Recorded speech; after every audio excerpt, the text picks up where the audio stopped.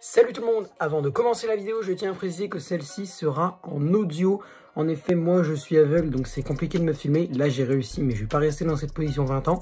Donc du coup, je vous retrouve pour la vidéo en audio. J'espère que le contenu, lui, restera le même pour vous. Goodbye.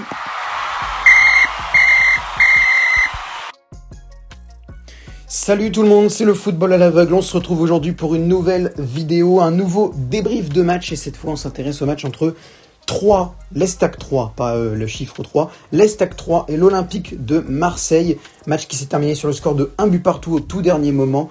Ouverture du score sur penalty de Dimitri Payet à la 29e minute de jeu. Un penalty qui a été assez facile que l'arbitre a sifflé assez rapidement. Il n'y a pas trop eu d'hésitation de la part de François Le Texier. Et apparemment, il n'est pas du tout litigieux. Le penalty est valable. Mais par contre, derrière, bon, on va revenir sur les détails. Mais donc, égalisation à la 90e de Yohann Tousgar, rentré en cours de jeu du coup pour les Troyens. Et donc, le but signé de la part de Tousgar, le joueur, je crois qu'il est tunisien, Yohann Tousgar. Il me semble, alors je confonds avec quelqu'un d'autre. Mais bref, en tout cas, un partout du coup pour ce 3 Marseille. Alors, quoi retenir de ce match ? Déjà, premièrement, c'est que malheureusement, désolé pour les supporters marseillais qui vont regarder ce débrief, pour ceux qui sont pas d'accord avec ce que je vais dire, donc je dis désolé, mais pour moi, c'est mérité ce match nul parce que, pas mérité de perdre. Pour moi, il n'est pas mérité de perdre, mais mérité match nul parce que, je veux dire, le nombre d'occasions en seconde mi-temps, parce qu'en première mi-temps, c'est laborieux, il n'y a aucune occasion, je suis désolé. Pour moi, il n'y a aucune occasion, enfin, au moins sur la première demi-heure, juste un peu, une minute après le penalty de Payet, là ça commence à bouger. Mais tu prends la première demi-heure, à part le penalty de Dimitri Payet et 2-3 occasions troyennes, dont le coup franc de Florian Tardieu, qui est assez dangereux. Enfin, je veux dire au niveau des Marseillais, parce que les Troyens, oui, mais au niveau des Marseillais, t'as rien.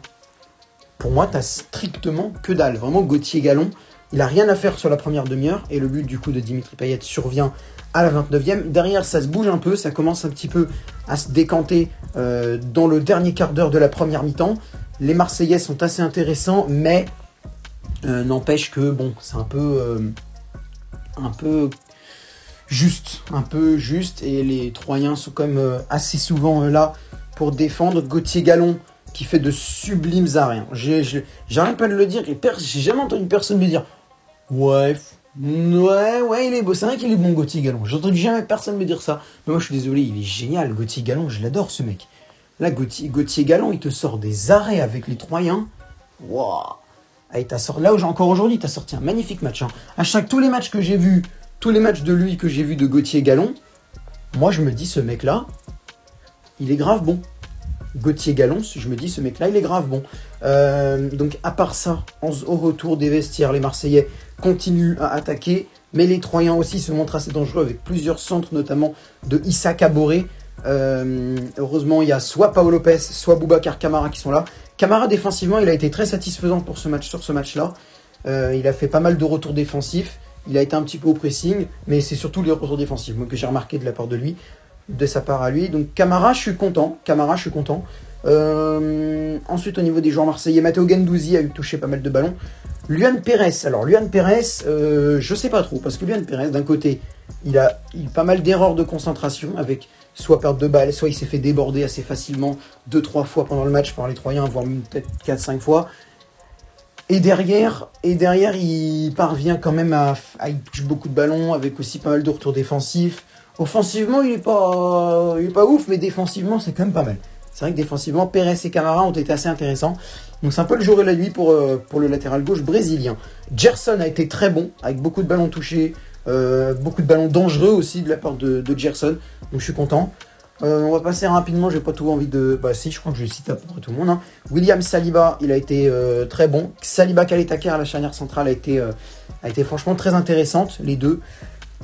Même si Saliba a fait quelques petites boulettes une fois ou deux, mais bon, c'est bon, voilà, pas grave. Il y en a une quand même qui a failli être dangereuse pour Saliba, mais heureusement Pau Lopez a réussi, je crois que c'était en seconde mi-temps, il a réussi à s'interposer, parce que sinon ça pouvait être très dangereux pour les Troyens.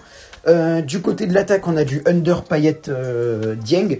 Bon, Under, je suis pas trop fan, il a pas fait grand chose d'intéressant, Under. Même au niveau des ballons, il n'en a pas touché non plus 20 000 non plus, quoi. Match passable. Pour moi, match passable d'Under. Ensuite, Dimitri Payet. Alors, Dimitri Payet, il y a un petit débat quand même que je voulais mettre en place. Dimitri Payet, le pire, c'est qu'il a été bon.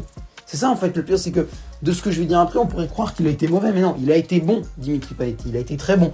Mais le problème, c'est que moi, je ne vois pas comment... Alors oui, d'accord, il préfère un numéro 9 plus polyvalent, je crois que je sais plus exactement ce qu'il a dit, Sampaoli en conférence de presse, mais je crois qu'il a dit qu'il voulait un numéro 9 un peu plus polyvalent, voilà. Et que Milik n'était pas. Milik, c'était plutôt un finisseur, un tueur, un buteur, quoi, un peu à la Mauro Icardi, je crois. Et qui, lui, il fallait qu'on lui donne les ballons. Payet, lui, il va un peu les chercher. Mais Milik, il faut qu'on lui donne les ballons. Donc, Sampaoli préfère le profil de Payet. Je suis pas de problème, hein. Pas de problème, je peux comprendre. T'as des préférences au niveau des profils de joueurs que tu veux. Ok, vraiment, je te jure, je respecte ça.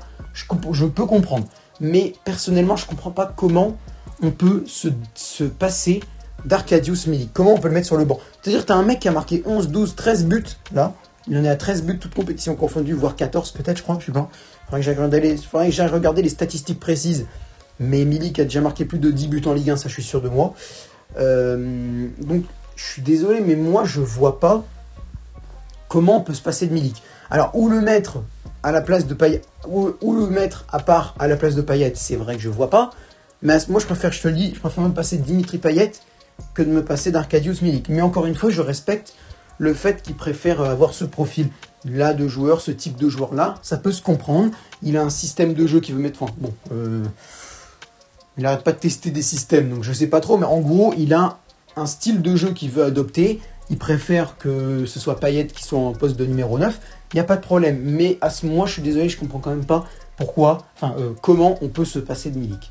Et Bamba Dieng. Alors Bamba Dieng, il a été très percutant, encore une fois, il a touché beaucoup de ballons, a été très dangereux. Le problème, c'est encore la finition. Bamba Dieng, il n'arrive pas. Vraiment, il a marqué... Alors les buts qu'il nous met sont très beaux. Alors le problème, c'est que quand il marque un but, tout le monde dit « Ah, ça y est, Dieng est un crack et tout ». Et je suis d'accord, c'est même pas ironique ce que je dis, je suis totalement d'accord. Dieng, c'est un crack. Mais le problème, c'est qu'il va vraiment falloir qu'il travaille sa finition. Parce que là, le nombre d'occasions, que ce soit 3 ou d'autres matchs, le nombre d'occasions que Bamba Dieng peut mettre au fond et Marseille peut se sauver, c'est grandiose. C'est grandiose. Le nombre d'occasions, c'est dommage, quoi. Je veux dire, Bamba Dieng, là, s'il veut, Marseille, je pense qu'ils ont gagné face à Metz sans Milik. Hein. Je crois. Je sais même pas s'il était titulaire, mais voilà, vous m'avez compris, quoi. Il y a plusieurs matchs. Si Dieng, il les met, Marseille gagne, ou au moins fait match nul, quoi. Revient, change le cours du jeu. Voilà, change le cours du match. Donc Dieng, c'est dommage, vraiment, il va falloir qu'il travaille sa finition, parce que là, c'est dommage, c'est dommage. Côté Troyen, ouais, il y a eu Florian Tardieu que j'ai trouvé très bon. Il y a des bons coups francs de Florian Tardieu, il les a bien tirés.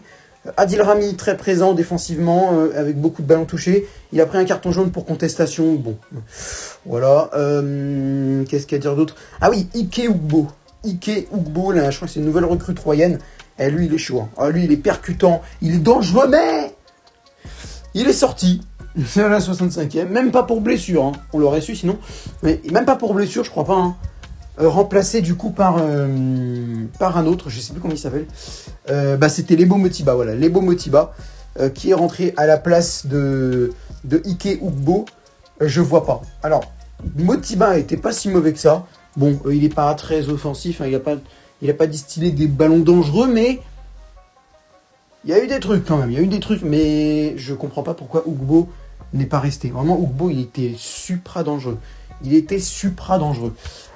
Bon, en tout cas, je pense que c'est à peu près tout ce que j'ai à dire sur ce match.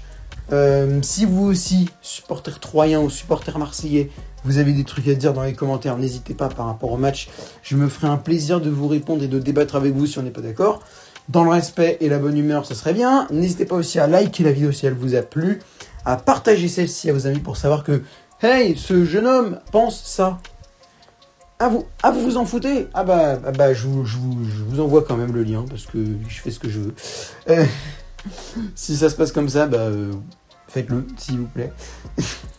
N'hésitez pas aussi à vous abonner en activant la cloche de notification pour ne manquer aucune des prochaines vidéos et faire un petit tour dans la description si vous voulez avoir le lien de mes réseaux sociaux pour me suivre un peu plus fréquemment et voir les actualités, un petit peu les programmes de la semaine et tout et tout.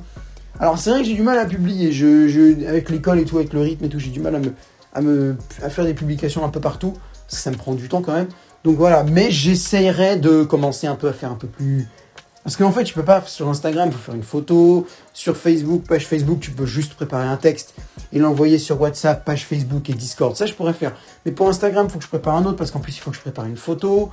Ouais, c'est un peu chiant en fait. C'est un peu chiant. Si je pouvais juste, hop, je prépare un texte, je l'envoie un peu partout. Voilà, c'est réglé. En plus, sur Twitter, tu as les problèmes de caractère. Donc, tu peux pas mettre tout ce que tu aurais voulu mettre. Hein. C'est un peu chiant. Donc, je suis obligé de faire 2-3 textes à chaque fois.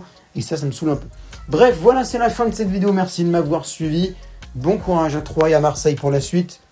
Et moi, je vous donne rendez-vous le week-end prochain pour des nouveaux lives. Mais rassurez-vous, au cours de la semaine, suivant les actualités, il y aura aussi d'autres vidéos. Salut, salut!